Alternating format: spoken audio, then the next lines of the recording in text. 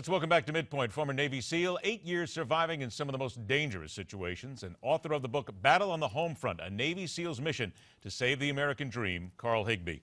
Carl, if we're going to save the American dream here, we look at the CIA torture report that was released on Tuesday by what seems to be a very partisan committee. At least a lot of people would agree that it is very partisan.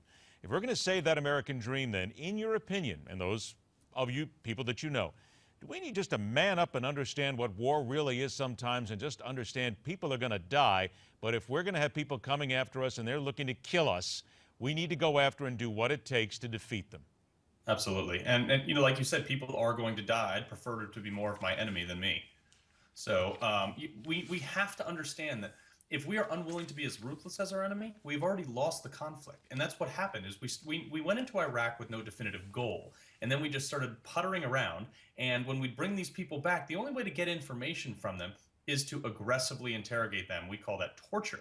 And they're not going to give it up voluntarily, but that's why we're losing the GWAT, is because we can't get them to give it up. Now, you start waterboarding people, they will give it up. I've been waterboarded in training, and it's not pleasant. And you do it enough, it's going to make you want to tell everything you know. But wait a minute, there's a people, and I'm going to play other side of this argument here. There are people who are going to say, wait just a minute, Carl. America stands for something better. We are supposed to be better than our enemies. We are not supposed to be the people who stoop to such despicable tactics.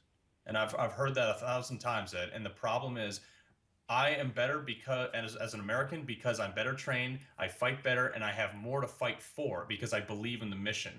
If you take away the ability for us to really believe in the mission, i.e., prosecute people for interrogating that led to definitive evidence that helped us win the war and save American lives, then guess what? If you take that away, people will lose faith and they will not fight as hard. It's okay to torture a terrorist that was trying to kill you, and that will kill you if you let them go again, as Obama has done. Carl, have you ever been present when torture was administered in any fashion? I'm not going to talk too much about that, Ed, but we had to interrogate people sometimes on target, and we made sure we got the information we needed. But the problem is they don't just give it up if you hand them a bottle of water or a cup of tea. What's the difference then between enhanced interrogation and torture, in your opinion? Not really much. Not much at all? No, not much at all. It's just a vernacular thing. It's a political jargon they put a spin on to make themselves feel better about it. But the fact of the matter is, some of the lines is saying the detainees were dragged down the hallway and punched in the face. Well, okay, fine. When they were picked up and put in prison in the first place, it was because they were shooting at us. Now, there are those people who are also saying that the United States stands for human rights. We stand for what happens in other countries. Basically, we look at North Korea, other countries. Tremendous amount of civil rights, human rights violations against their own people, the way they treat them.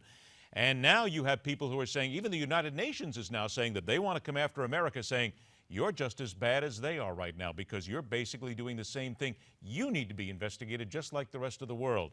You've been there. How would you answer those? I mean, this is our nation. We're fighting this war. We're putting the resources, we're putting our sons and daughters and mothers and fathers in harm's way in order to accomplish this mission, to make this world a safer place, not just America. We're fighting terrorists over there that would do the same to any Christian nation, just as they're doing to us. And we're working very hard to try to fix this.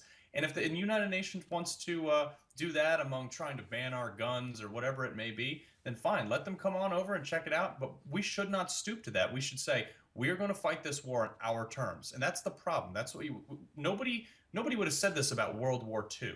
World War I, we fought as much as we could with whatever we had, and we won. And unfortunately, we don't fight like that anymore, and it's going to be a rude awakening. China's just surpassed us in economic growth. It's just a trend that America is on the decline because of stuff like this. The release of the CIA torture report, does that just make us a weaker and a softer nation? Absolutely.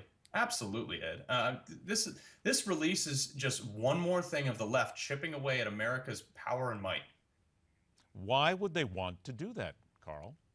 I can't understand it. I looked at Feinstein when she stands up there and talks about this stuff, and she says, people have said we need to be compassionate towards terrorists. Hillary Clinton said that too. We can't fight a war like this. We can't win a war like this.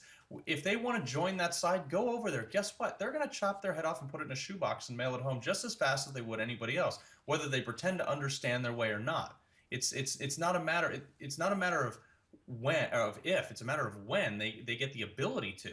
And that's why I've advocated for serious, swift action with this ISIS. I think people who have not been in combat and been in a situation where they need to fight for their life or make rash combat decisions shouldn't be making them on the home front either.